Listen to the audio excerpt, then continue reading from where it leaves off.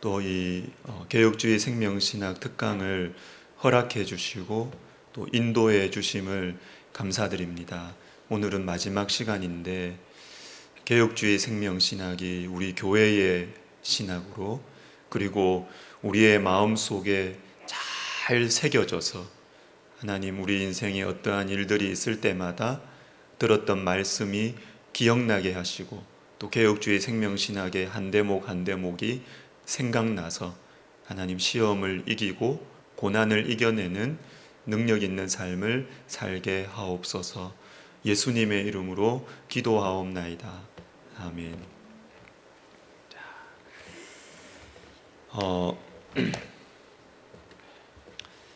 우리 개혁주의 생명신학 이게 우리 교회의 신학이 개혁주의 생명신학입니다.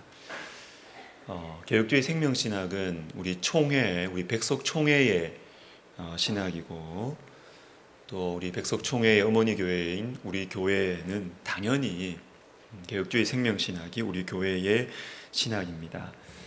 그럼에도 불구하고 이 개혁주의 생명신학을 우리 교회에서 좀 정리를 할 필요가 있겠다.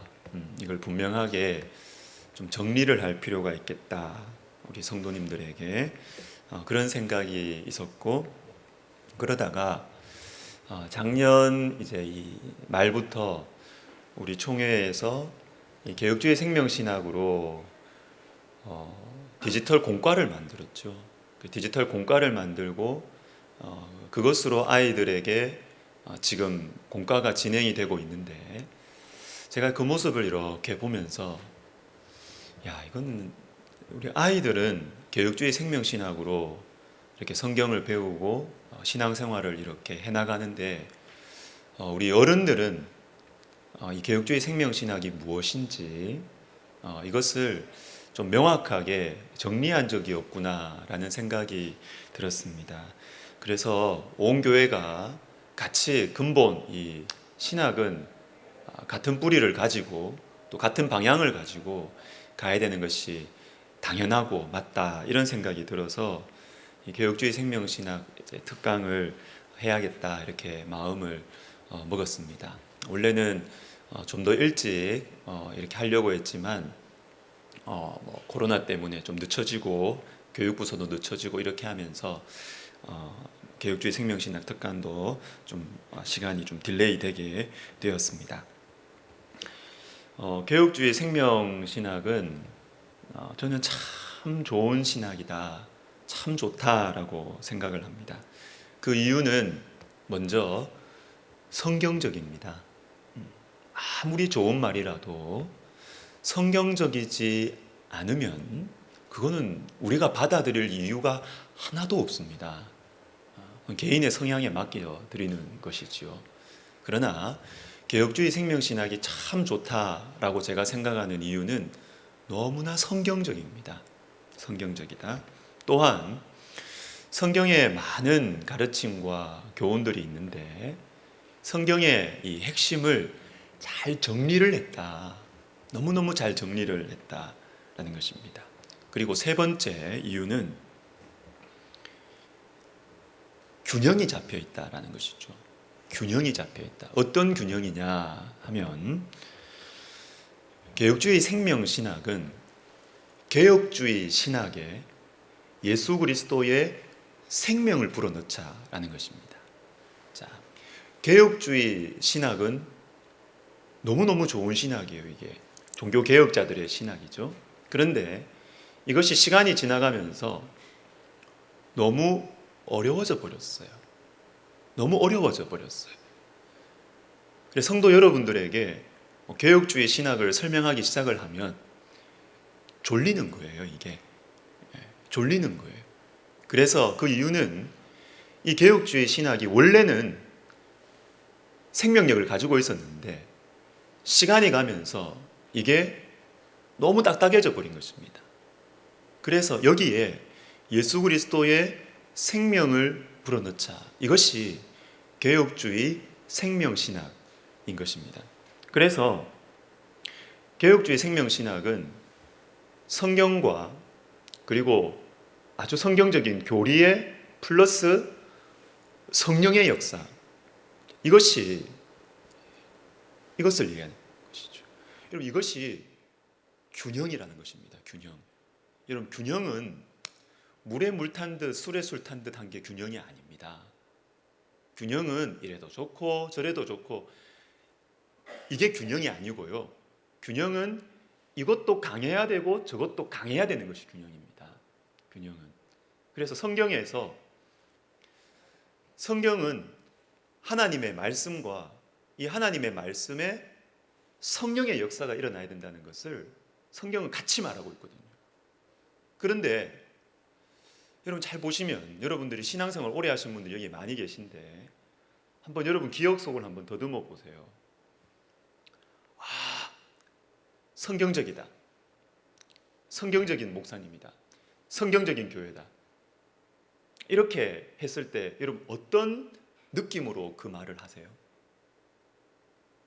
남아있는 이미지가 어떤 이미지예요? 성경은 잘 가르치는데 별로 뜨겁지는 않은, 그렇죠? 우리 실제로 그렇게 마음을 가지고 그 표현을 씁니다. 저분은 성경적인 신학자다, 저분은 성경적인 목사다, 성경적인 교회다, 이렇게 했을 때는 성경은 잘 가르치는데 왠지,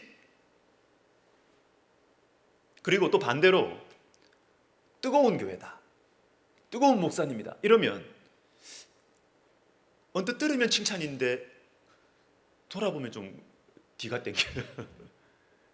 그 뭐냐면 뜨겁기만 하고 별로 들을 건 없네, 이렇게 되는 것이죠. 여러분, 이 균형을 잃은 것입니다. 이건 성경적이지도 않고요. 성경적인 것은 성경의 플러스 성령의 역사입니다. 이게 같이 있는 것이죠. 이 개혁주의 신학은 이것을 아주 잘 구현하고 있다, 잘 정리하고 있다라는 것입니다. 그래서 우리 백석학원은 여러 신학교들이 있잖아요. 한국에 여러 교단들이 있는데 우리 백석학원은 개혁주의 신학 노선에 아주 보수적인 정통 신학의 노선에 속한 학원입니다. 그런데 우리 학교를 한국 교회에서 주목하는 이유가 뭐냐면, 그리고 한국 교회의 여러 어른들이 우리 신대원의 채플 막 다 웬만한 분 다 거쳐가셨거든요. 그러니까 이분들이 우리 학교를 실제로 현장에 와서 경험하고 외부에 가셔서 하는 이야기가 어떤 말씀을 하시냐면 백석의 희망이 있다. 왜냐하면 제가 하는 말이라서 영향가가 없을 수도 있는데, 왜 그러냐면 신학은 굉장히 보수적이고 정통인데 이 안에 마치 순복음 교회에 온 것만 같은 그런 뜨거움이 있다는 것이죠. 그러면 최고죠. 그러면 최고죠. 교리만 있고 기도가 없는 사람을 살리지 못합니다. 반대로 뜨겁기만 하고 진리가 약하다, 예를 들면 약하다, 그러면 이게 배가 어디로 갈지 모르는 것이죠. 그런 차원에서 개혁주의 생명신학은 아주 균형이 잡혀 있다라고 볼 수 있습니다. 저에게도 이 8주간의 시간은 참 의미 있는 시간이었던 것 같아요. 왜냐하면 지금까지 개혁주의 생명신학을 제가 나누는 대상들이 주로 목회자들, 신학생들이었거든요. 신대원생들에게 개혁주의 생명신학 강의하고 또 목회자분들에게 강의하고 이런 기회들이 있었어요. 그렇지만 일반 성도님들에게 이 개혁주의 신학을 어떻게 씹어서 잘 소화될 수 있도록 이걸 풀어내느냐, 이게 지금 저의 8주간의 과제였습니다. 그런 차원에서 저에게도 참 유익한 시간이었다라는 생각이 듭니다.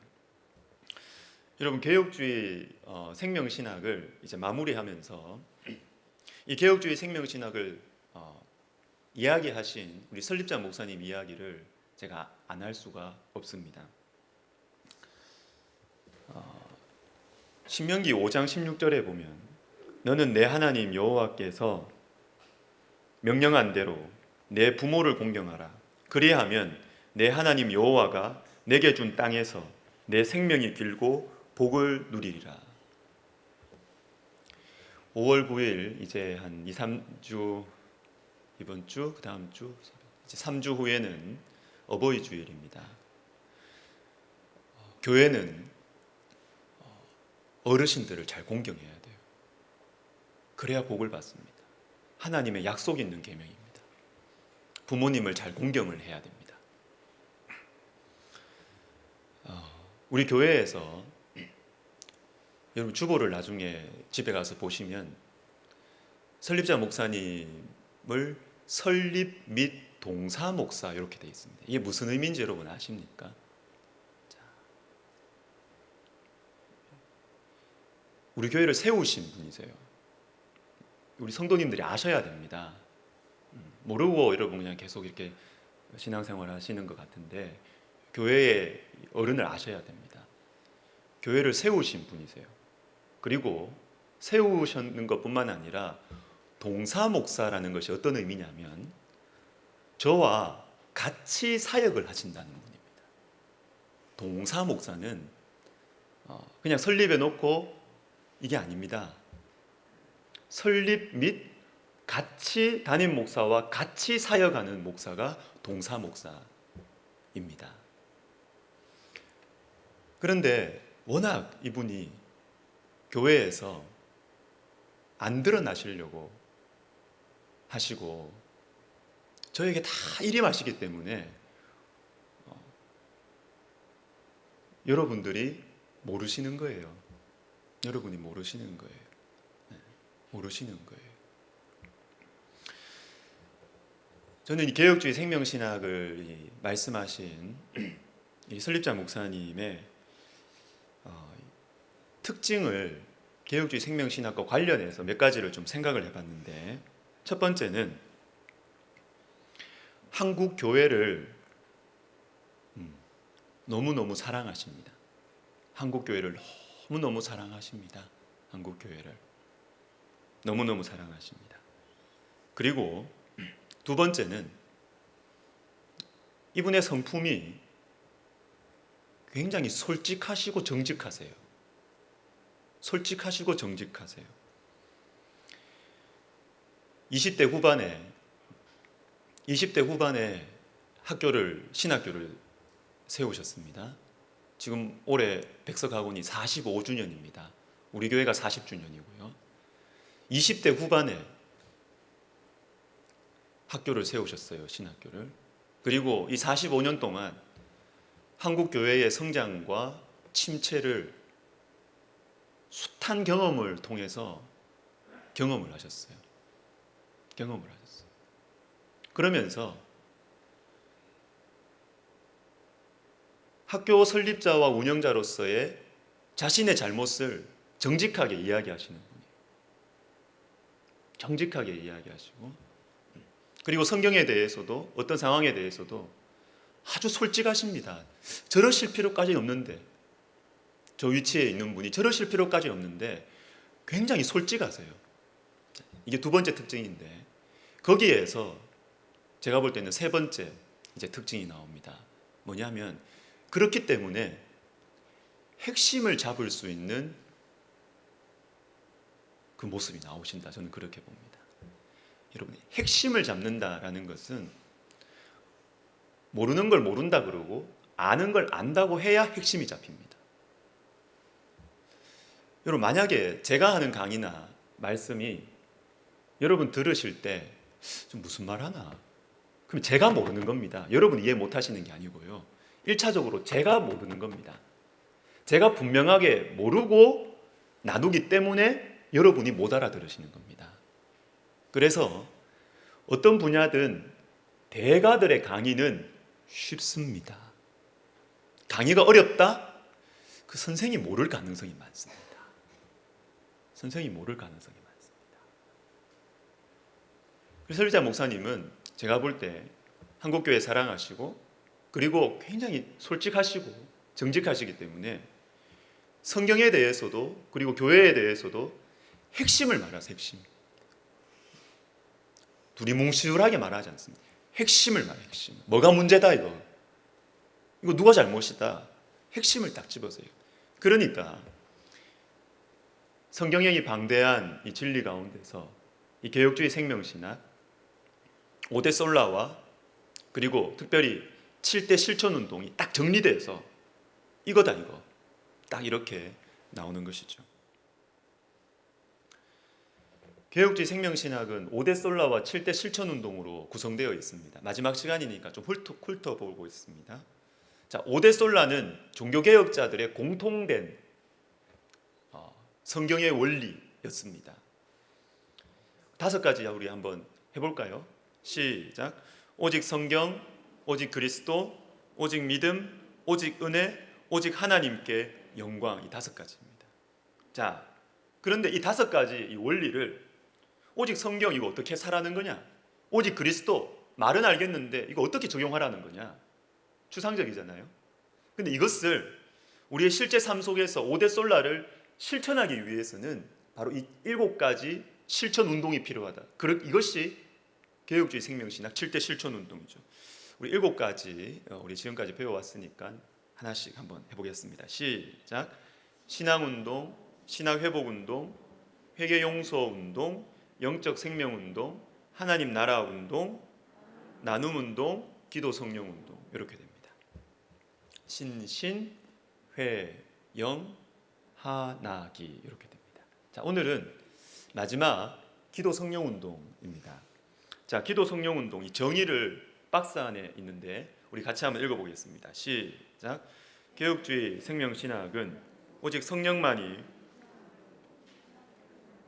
회개용서운동, 영적 생명운동, 하나님 나라운동, 그리고 나눔운동을 가능하게 하심을 고백하며 모든 일에 간절한 기도를 통하여 성령의 인도하심과 역사하심을 구하는 기도 성령운동이다. 자, 기도 성령운동의 중요성은 크게 2가지로 정리할 수가 있습니다. 첫 번째는 뭐냐면 인간의 한계를 인정한다는 것입니다. 인간의 한계. 고린도전서 1장 25절에 하나님의 어리석음이 사람보다 지혜롭고 하나님의 약하심이 사람보다 강하도다. 개혁주의 생명신학은 그냥 사람의 힘과 지혜로 뭔가를 해보겠다는 것이 아닙니다. 앞에 나와 있던 신앙운동, 신학회복운동, 하나님 나라운동, 나눔운동 이 모든 것들 6개가 성령의 도우심으로만 가능하다. 이걸 인정하는 것이죠. 인간의 한계를 인정하는 것입니다. 여러분 너무 성경적이지 않습니까? 이게 기도 성령운동에 나타나는 거예요. 우리는 기도와 성령으로 이 앞에 있는 것들을 실천할 수 있습니다 라는 것이죠. 이 고백입니다. 2번째, 기도 성령운동의 중요성은 에베소서 6장이 대표적인 구절입니다. 에베소서 6장에 보시면 10절부터 우리가 잘 아는 하나님의 전신갑주가 나옵니다. 진리의 띠, 의의 흉배, 구원의 투구, 복음의 신 쫙 나옵니다. 성령의 검, 말씀까지 딱 나오고 나서 그 다음에 18절에 오직 다 나오고 나서 모든 기도와 간구를 하되 이렇게 나옵니다. 자, 이 순서가 중요합니다. 여러분. 앞에 쭉 나오는 이러한 것들이 기도하지 않으면 앞에 있는 이 좋은 무기들이 작동을 하지 않을 것이다. 이게 성경이 말씀하시는 것이죠. 그래서 개혁주의 생명신학도 앞에 나와 있는 6가지의 실천운동 맨 마지막이 뭐냐? 마지막이 기도 성령운동입니다. 똑같습니다. 이게 성경적인 순서입니다. 신학을 어떻게 회복할 것이냐? 그것은 기도 성령운동으로 신학을 회복할 수 있다는 것이죠. 어떻게 나눌 것이냐? 기도 성령운동으로 우리는 나눌 수 있다는 것입니다. 어떻게 하나님 나라 운동을 할 것이냐? 기도 성령운동으로 하나님 나라 운동을 할 수 있다는 것입니다. 그래서 기도 성령운동은 7대 실천운동의 원동력이에요. 원동력. 그래서 금요기도회를 보면서 그리고 우리 교회를 위해서 기도할 때 저도 그렇고 우리 장로님들도 자주 말씀하시는 게 뭐예요? 우리 교회가 뭐가 됐으면 좋겠다고요? 영적 발전소가 됐으면 좋겠다. 우리 교회 기도하는 교회가 됐으면 좋겠다 이 말이에요. 영적 발전소가 있어서 힘이 공급되고 전력이 공급돼야 움직일 거 아니에요. 가전제품도 켜질 거 아니에요. 기도 성령 운동은 마지막에 와서 모든 것의 원동력이다. 이것을 말씀하시는 것입니다. 그런데 우리가 기도해서 성령을 받아서 할 수 있다. 이렇게 했을 때 우리가 성령 이렇게 하면 지금까지 신앙생활에 오면서 성령에 대한 좀 안 좋은 선입견 가지고 계신 분들도 계실 거예요. 그죠?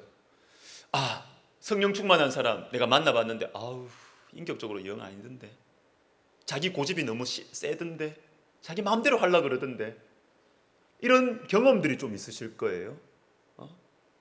여러분, 성령에 대한 성경적 이해가 그래서 필요합니다. 제일 중요한 것이 뭐냐면 성령은 인격이라는 것입니다. 인격이다. 자, 이게 무슨 말이냐? 우리가 보통 성령 받읍시다 이렇게 말하잖아요. 괜찮아요, 그렇게 말하는 거. 근데 괜찮은데 혹시 성령 받읍시다 이렇게 했을 때 우리의 마음속에 성령을 받는다? 그럼 뭔가 공 던지고 받는다 생각 안 들어요? 성령 던지고 성령 받고 성령 받는다 그러니까 성령을 만납시다 이렇게 하면 만남이라는 것은 사람과 사람이 만날 때, 인격과 인격이 만날 때 만난다 그러잖아요. 근데 우리가 사람 만날 때 내가 오늘 우리 김덕현 장로님 받아야지 이렇게 말합니까? 아니죠. 내가 김 장로님을 만납니다 이렇게 하죠. 그런데 우리의 신앙생활의 어떤 이 일상적인 용어 속에 성령을 받는다, 그리고 성령을 부리다 그러죠.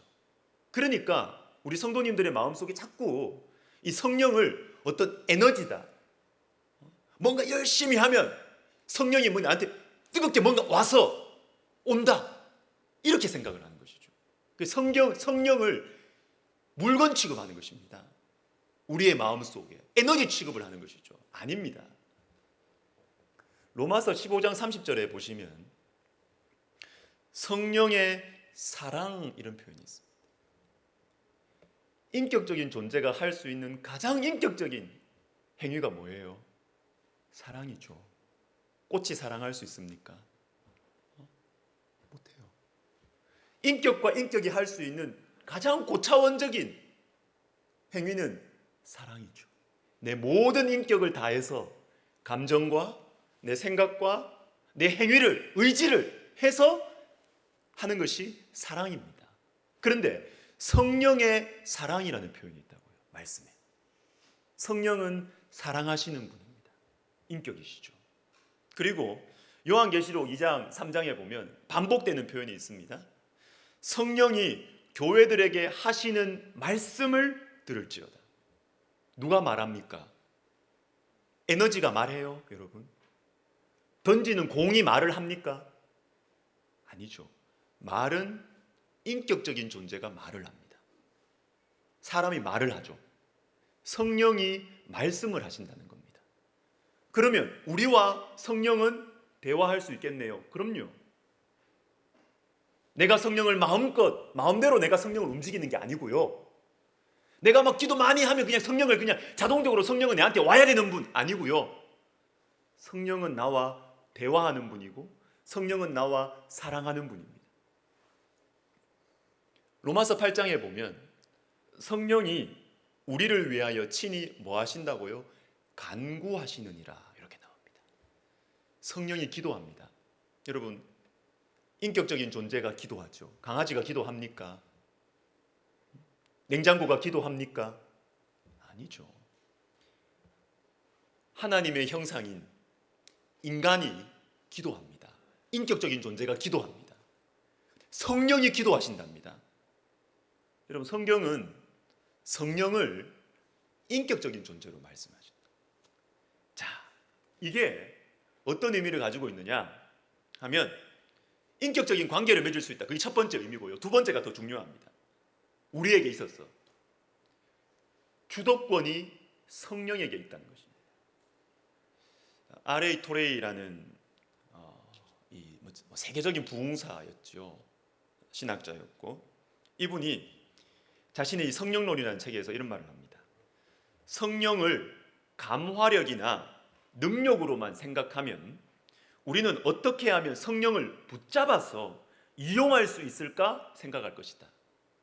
그러나 우리가 성경에 나타난 대로 성령은 하나님의 주권과 영광을 가지신 인격이라고 믿는다면 성령께서 나를 붙잡으셔서, 내가 성령을 붙잡는 게 아니고요, 내가 성령을 좌우하는 게 아니고요, 내가 성령을 던지고 받는 게 아닙니다. 그게 아니고 성령이 나를 붙잡으셔야 된다는 것이죠. 성령이 나를 붙잡으셔서 일할 수 있게 하실까, 이걸 소원하게 된다는 것이죠. 성령의 인격이라는 사실을 정말로 우리가 믿는다면. 자, 여기에서 우리는 이 성령 운동, 성령에 대해서 가지고 있는 편견까지도, 우리의 잘못된 선입견까지도 다 무너뜨릴 수 있습니다. 성경에서는 성령을 성령의 은사로 이야기하고 또한 성령의 열매로 이야기하죠. 맞습니까? 고린도전서 12장에는 넓게 12장, 13장, 14장이 성령의 은사에 대한 이야기예요. 우리가 성령 충만함을 받았을 때 우리에게 나타나는 능력을 말한 능력, 은사. 그런데 성경은 그것만 이야기하는 게 아니에요. 고린도 교회는 은사가 많았지만 인격은 엉망이었어요. 그 교회가. 그 안에서 막 있어서는 안 되는 막 이상한 일들이 막 일어났잖아요. 은사가 많은 교회에 이런 일들이 일어난다니까요. 균형이 잃어버린 것이, 균형을. 은사가 나쁜 것이 아니라 어떤 균형을 잡아야 됩니까? 성령은 은사만 있으면 안 되고 성령의 은사만이 아니라 성령의 열매가 같이 있어요.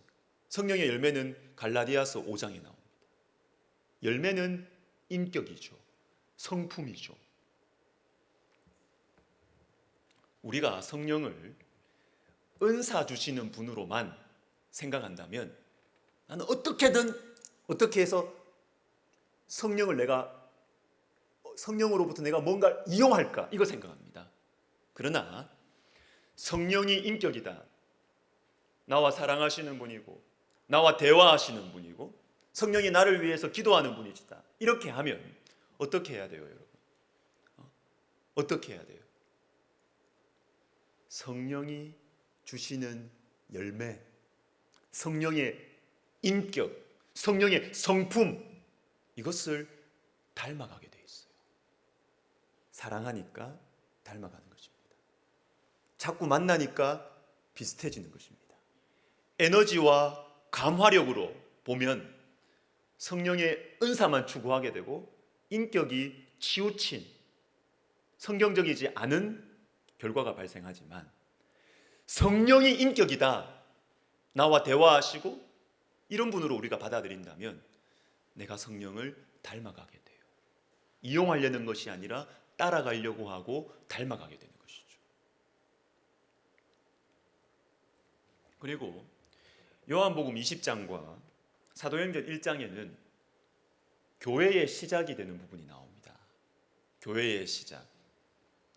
주님께서 제자들에게 세상을 향한 증인이 되라고, 세상으로 내가 너희를 보낸다, 이렇게 말씀하십니다.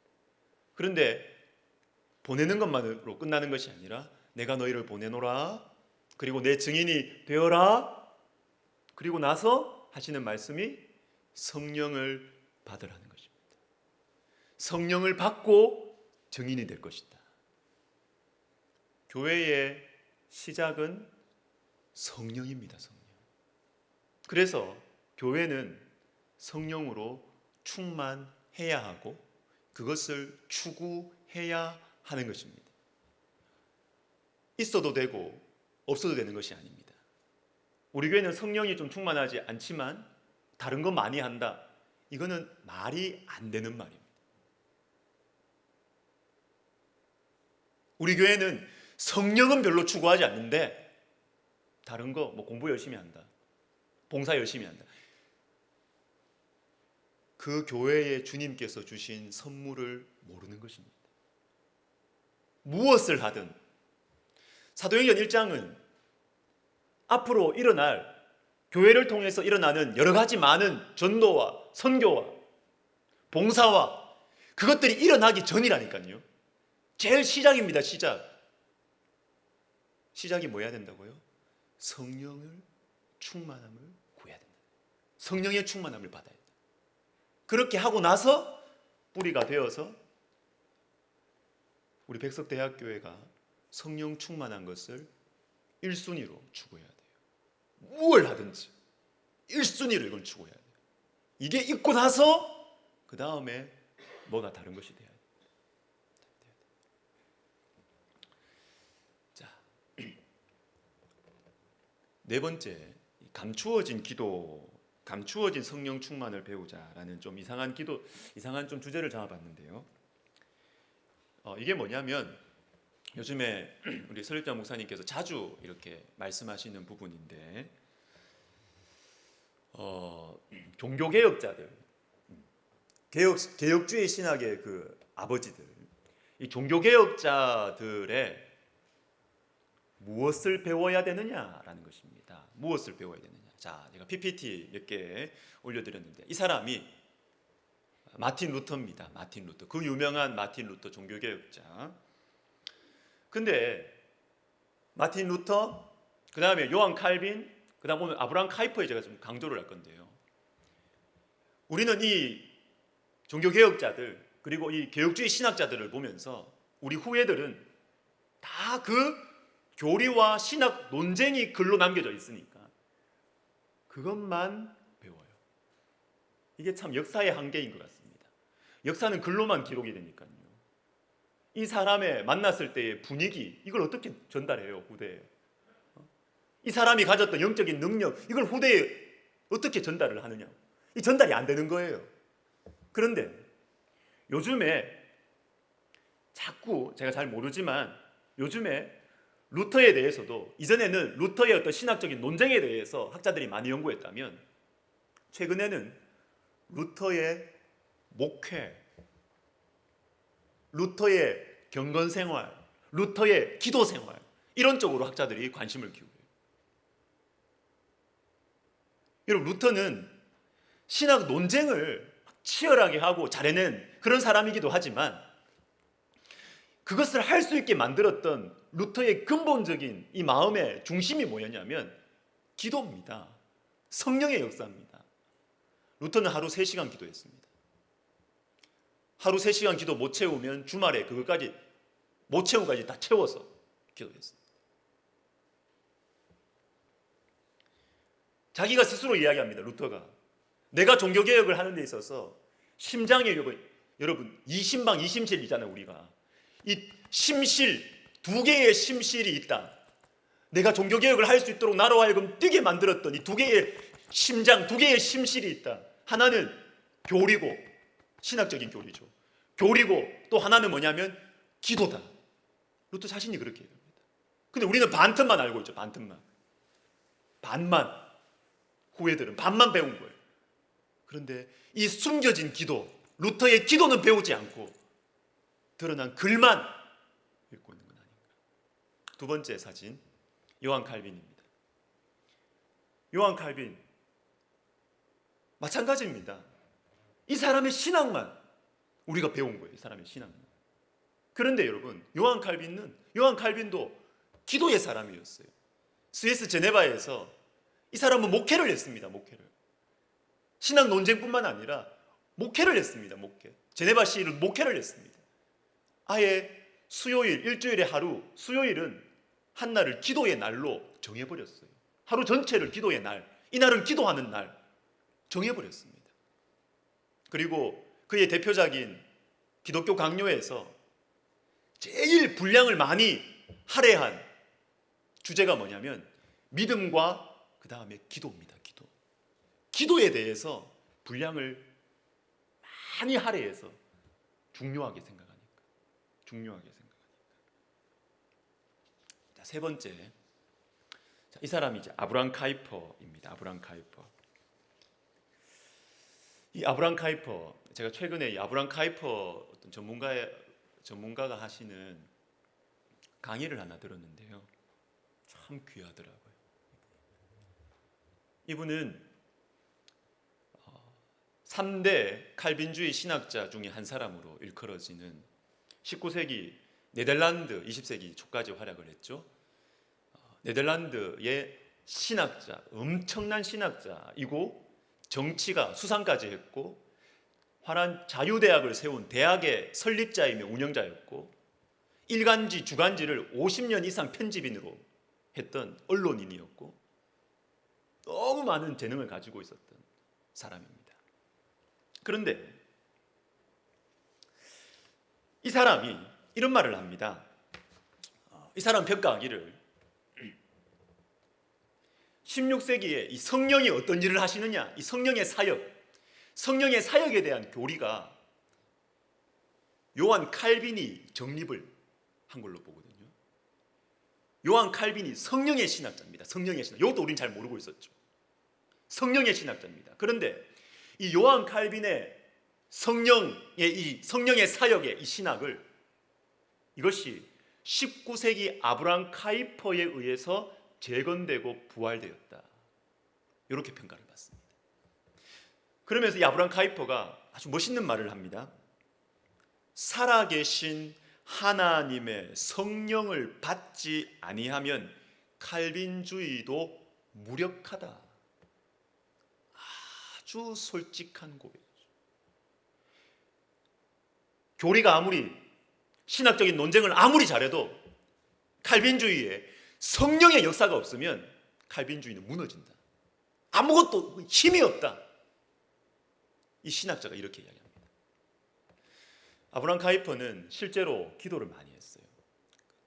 하나를 보여주는 예를 제가 두 가지 들려고 하는데, 첫 번째는 이 사람이 정치가였잖아요. 상원의원 선거를 3개월 앞두고 얼마나 바빠요. 준비할 게 많아요. 3개월 앞두고 자기 측근들과 함께 어디로 가느냐? 3개월 전에 그 바쁜 때 영국의 도버해협을 넘어서 영국으로 갑니다. 화란이니까 영국으로 갑니다. 왜 갔을까요? D.L. 무디 집회에 참석하려고. 얼마나 성령의 은혜를 사모했을까요? 신학자입니다, 여러분. 정치가입니다. 그런데 이분이 얼마나 성령을 사모했으면 선거 3개월 전에 자기 측근들 데리고 D.L. 무디, 이 무식한 부흥사, 그러나 성령의 사람 D.L. 무디의 영국 집회에 참석하기 위해서 영국으로 갔다 와요. 그리고 이 아브라함 카이퍼의 묵상집, 하나님께 가까이라는 묵상집이 있습니다. 제가 강의를 듣고 이거를 예전에 읽었는데 다시 도서관에서 빌려서 하나씩 읽고 있습니다. 이 하나님께 가까이 이 책 서문에 보면 이 아브라함 카이퍼가 이런 말을 합니다. 아브라함 카이퍼는 자유주의 신학이 유럽을 덮고 있는 때 고독한 싸움을 싸운 사람이거든요. 신학적인 논쟁에 그냥 이력이 난 그런 사람이에요. 그런데 이분이 그 서문에 하나님께 가까이라는 그 책의 서문에 이런 말을 해요. 예수님의 12 제자들의 그 후예들, 제자를 보고 교부라 그러거든요. 교부. 교회의 아버지, 교부라 그럽니다. 교부. 근데 이 교부들을 보면 자기가 봤을 때, 연구했을 때 교부들에게서 나타나는 특징이 있다는 겁니다. 이 특징이 뭐냐면 강력한 논쟁의 재능을 가지고 있었다, 이 사람들은. 신학적 논쟁을 강력한 이단들과 초대교회 때 많이 싸웠어요. 우리의 교회의 아버지들이 말이죠. 그런데 논쟁의 재능만 가지고 있었던 것이 아니라 이 교부들에게는 신비주의와 더불어서 논쟁의 재능이 퍼져갔다. 신비주의란 말을 씁니다. 제가 다른 사람이 이 말 썼으면 뭐 그렇구나 했을 텐데 아브라함 카이퍼가 신비주의를 이야기합니다. 제 마음에 충격입니다.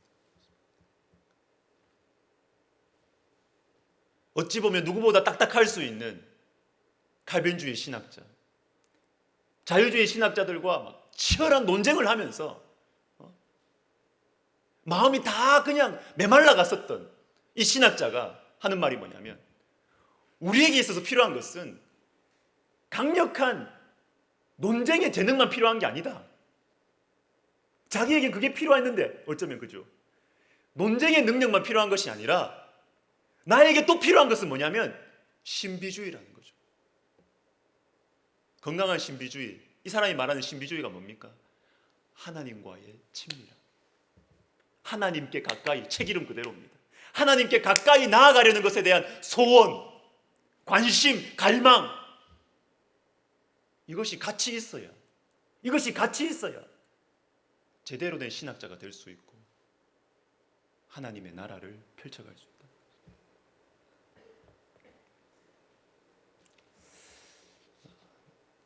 죄송하지만 제 이야기를 하고 강의를 마무리하도록 하겠습니다.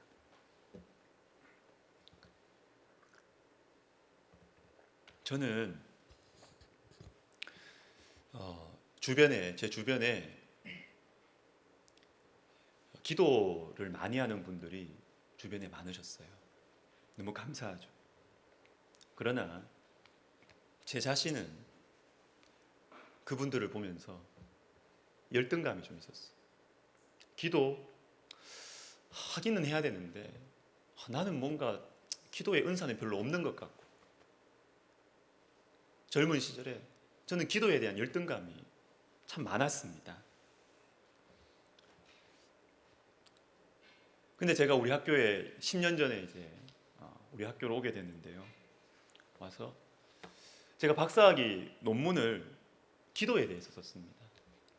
사람들은, 주변에 있는 분들은 그래요. 아유, 곽 목사 기도 많이 하니까 기도에 자신이 있어서 기도에 대한 논문을 썼나 보다. 아닙니다. 전혀 그렇지 않습니다. 기도에 대한 열등감이 있어서 제가 그 논문 주제를 기도로 했었어요. 왜? 학위 논문을 기도로 써놓으면 이건 빼도 박도 못할 거 아니냐 이거. 평생 기도에 대한 관심을 가지고 살아야 되지 않겠느냐. 제가 목회자로서 늘 목회자로서 내가 기도에 대한 열등감이 있는 것이 제가 참 마음에 늘 걸렸거든요. 목회자는 기도해야 돼. 기도의 사람이어야 하는데 걸렸거든요. 논문을 그냥 기도에 대한 데 썼어요. 10년 전에 우리 학교에 이제 제가 오기로 이제 결정이 되고 저를 아껴주시는 선배 목사님들 이렇게 몇 주 동안 이렇게 찾아뵀어요. 인사드려야 될 것 같아서 제가 이렇게 우리 백석으로 가게 됐습니다. 대부분 다 축하해 주시죠. 너무 잘 됐다. 너무 고맙다. 너무 잘 됐다. 그런데 제가 잊혀지지 않는 한 분이 계세요. 서울 어느 쪽에서 이렇게 담임 목회하시는 분이에요.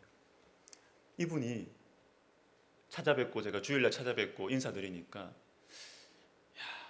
너 안 가면 안 돼 그러시더라고요. 야, 곽 목사 너 학교 가면 안 되는데. 너 학교 가면 안 되는데. 이분이 교수 생활을 해보신 분이거든요. 그러면서 저한테 이유는 단 한 가지였어요. 다른 이유가 없고 한 가지 이유. 너 학교 가면 영성 죽는데. 너 학교 가면 영성 죽는데. 자기가 학교를 경험해 봤기 때문에 학교 가면 영성 죽는데. 그러면 목회자로서 안 되는데. 저를 말리시는 유일한 한 분이었어요.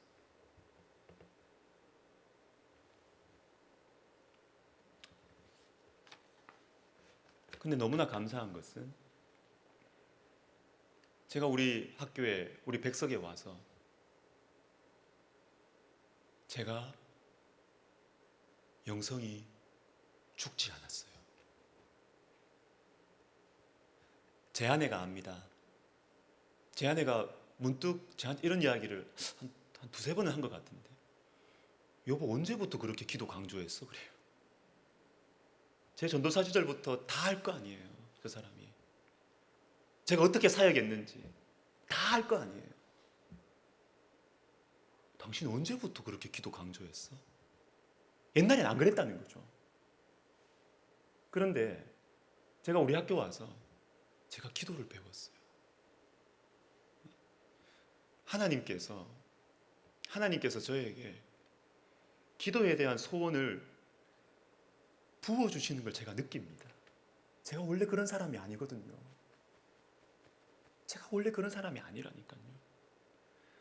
하나님께서 저에게 기도에 대한 간절함과 기도에 대한 소원과 기도에 대한 대단한 거 아니지만 주님께서 주시는 어떤 은사들을 주님이 부어주신다는 걸 제가 느껴요. 제가 느껴요. 그래서 얼마나 감사한지 몰라요. 하나님, 백석이 저를 키우셨군요. 백석을 통해서 참 교만하고 머리만 크고 성령의 역사와 그걸 그렇게 좀 멀리 있었던 그런 이 사람을 주님이 백석을 통해서 키우셨군요. 자, 그렇게 고백을 합니다. 제가 진심으로 그 고백을 합니다. 바라기는 우리 성도 여러분들도 백석에서 자라나시면 좋겠어요. 백석에서 우리 교회에서 기도를 배우시고 자라나시면 좋겠습니다. 기도하겠습니다. 두 가지 기도하겠습니다. 첫 번째, 개혁주의 생명신학을 마무리하면서 이 개혁주의 생명신학의 실제로 요약을 하면 뭐냐? 말씀 인생, 복음 인생, 기도 인생. 기도하실 때 주님, 제 남은 삶이 말씀 인생 되게 해주시고 예수 그리스도의 복음에 감격하는 복음 인생 되게 해주시고 기도하여 성령 받고 성령과 동행하며 살아가는, 성령과 사랑하며 살아가는 기도 인생 되게 하여 주시옵소서. 8주 동안 우리가 들었던 개혁주의 생명신학이 내 마음속에 삶 속에 새겨지고 움직이고 역사하게 하옵소서. 우리 시간 같이 기도하겠습니다. 하나님 아버지, 개혁주의 생명신학 우리에게 주심을 감사드립니다. 우리에게 주심을 감사드립니다. 하나님 아버지, 우리가 말씀 인생 되게 하여 주시고 하나님의 말씀을 읽고 묵상하고 순종하게 하여 주시며 특별히 예수 그리스도의 십자가와 부활에 감격하는 복음 인생 되게 하여 주시며 그리고 나의 연약함과 실패와 실수 속에서 간절히 기도하며 성령의 능력으로 성령과 사랑하며 성령을 근심케 하지 않기 위하여 몸부림치며 기도하는 성령 인생, 기도 인생 되게 하옵소서. 한 번 더 기도하겠습니다.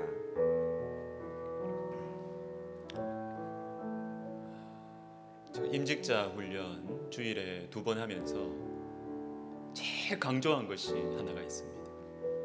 그것은 내 교회.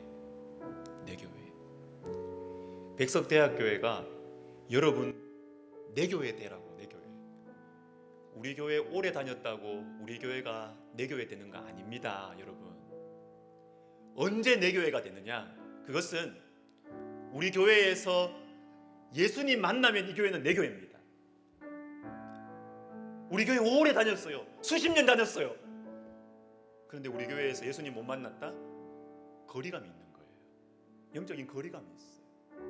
그러나 우리 교회 다닌 지 1년밖에 안 되셔도, 몇 개월밖에 안 되셔도 이곳에서 예수님을 만나버리면 이 교회는 내 교회입니다. 주님 앞에서 이 교회는 내 교회입니다. 우리 시간 기도할 때 하나님, 우리 성도들이, 우리 백석대학교회가 내 교회 되게 해주십시오. 이곳에서 예수님 만나서 이 교회가 내 교회 되게 해주시고, 그래서 저처럼, 이 부족한 저처럼 나도 백석에서 성장하고 자라나게 해주십시오. 우리 시간 같이 기도하고 마무리하겠습니다.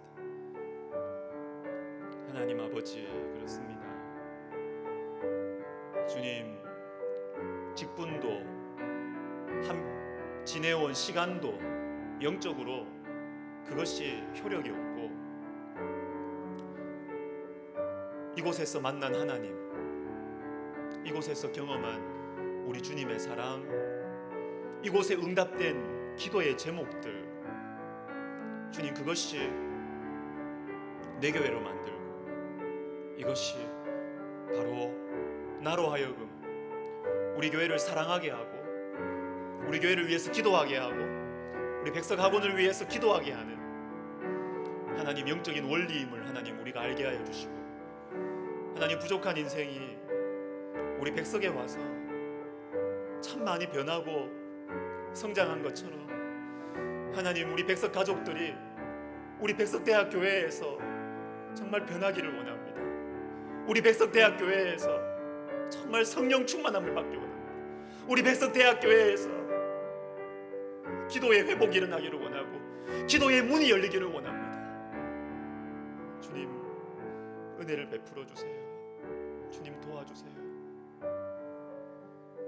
하나님 아버지, 지난 8주간 주님께서 부족한 종을 사용해 주셔서 감사를 드립니다. 개혁주의 생명신학이 우리 교회에, 우리 성도들 한 분 한 분의 심령 속에 새겨질 수 있도록 역사하는 힘이 되게 하여 주시옵소서. 감사드립니다. 예수님의 이름으로 기도하옵나이다. 아멘. 고맙습니다. 수고하셨습니다.